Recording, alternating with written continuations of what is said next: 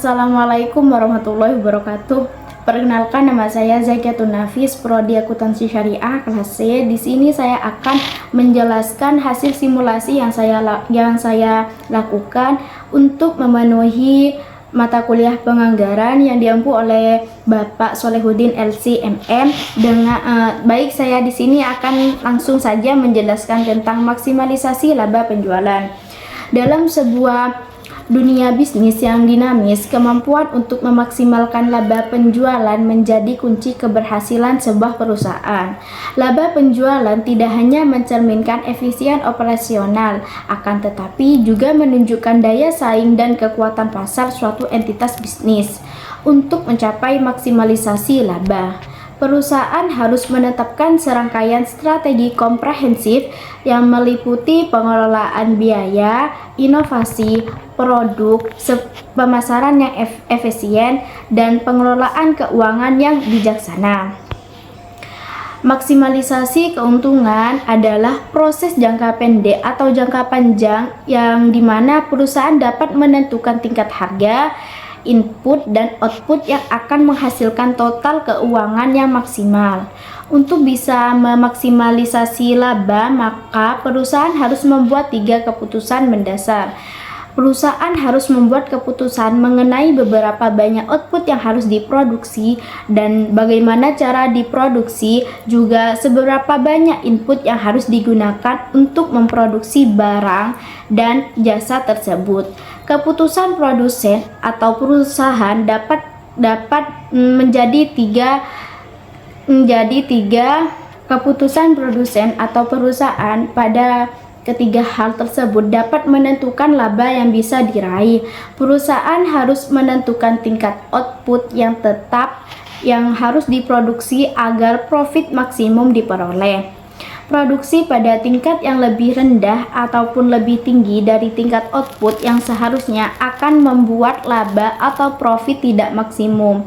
Oleh karena itu, pada tingkat harga tertentu di pasar, perusahaan harus memutuskan seberapa banyak output yang harus diproduksi. Umumnya perusahaan akan memproduksi lebih banyak barang pada tingkat harga yang semakin tinggi. Keputusan kedua yang harus dibuat produsen yaitu mengenai bagaimana cara barang dan jasa diproduksi. Berbicara mengenai pilihan cara produksi ini berarti kita membicarakan mengenai teknologi produksi. Untuk bisa memproduksi sejumlah barang dan jasa, tentu saja cara memproduksinya kita harus pilihan saja, hanya satu pilihan saja.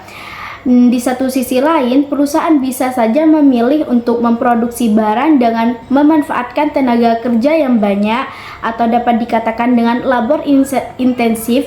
Di sisi lain, ada perusahaan yang mungkin saja memiliki kapital intensif, yaitu lebih banyak menggunakan mesin untuk memproduksinya ketimbang menggunakan tenaga kerja yang banyak.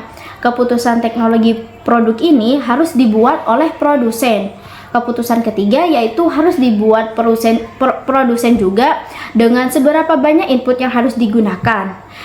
Input itu faktor produksi. Ini akan digunakan untuk menghasilkan output. Untuk menghasilkan sejumlah tertentu output akan dibutuhkan sejumlah tertentu input.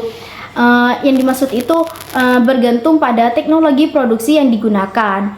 Menggunakan input tidak bisa sembarang karena menggunakan input akan membutuhkan biaya produksi atas penggunaan input tersebut. Perusahaan tertentu akan memutuskan menggunakan input yang memberikan tingkatan biaya produksi yang minimal. Pada dalam lingkungan bisnis ini yang menjadi komprehensif, setiap perusahaan berusaha untuk tidak hanya bertahan tetapi juga berkembang. Salah satu indikator kunci keberhasilan dalam mencapai hal ini adalah kemampuan perusahaan untuk memaksimalkan laba penjualan. Kedua yaitu peramalan penjualan. Peramalan penjualan adalah budget yang berisi taksiran tentang kegiatan perusahaan dalam jangka waktu tertentu yang akan datang, serta berisi taksiran yang menjelaskan keadaan atau posisi keuangan perusahaan pada suatu saat yang akan datang. Menurut Stevenson dan Swan, pelamaran adalah sebuah pernyataan tentang nilai yang akan didapatkan dari berbagai variabel yang digunakan dan prediksi yang baik dapat menjadi keputusan apabila menggunakan informasi yang banyak.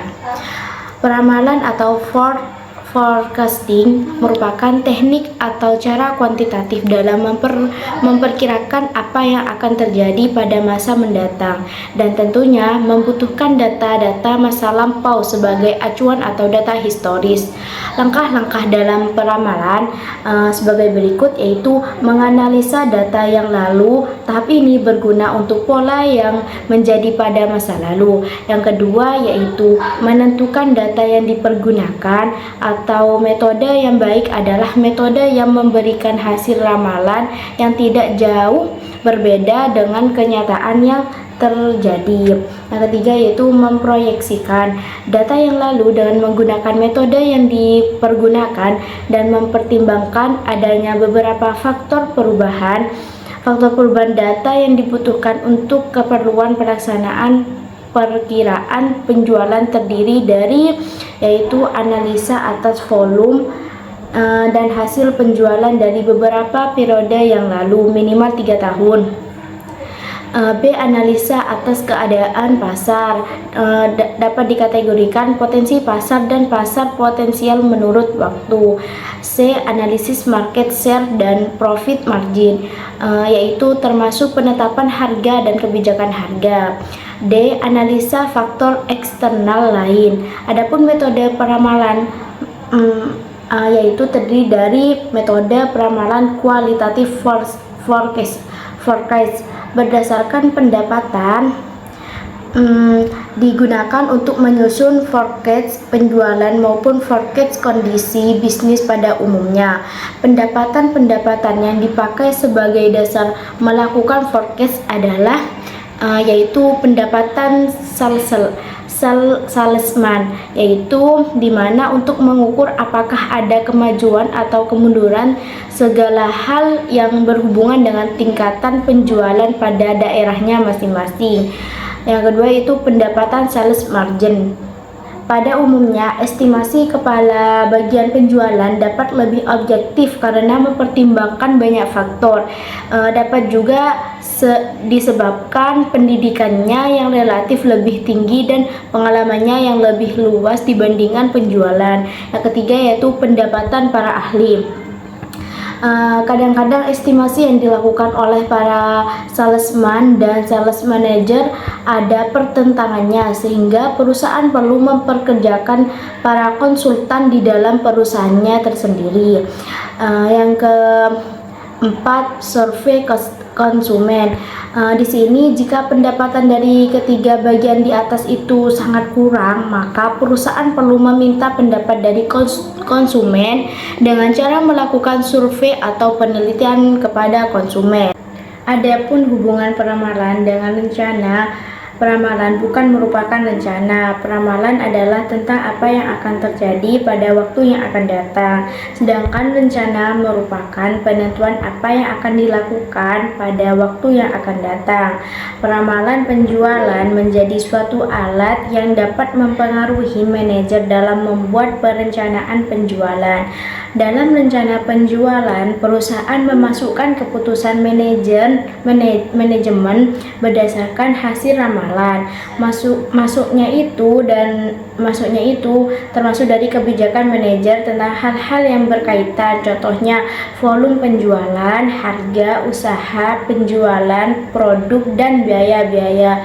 Cukup sekian. Wassalamualaikum warahmatullahi wabarakatuh.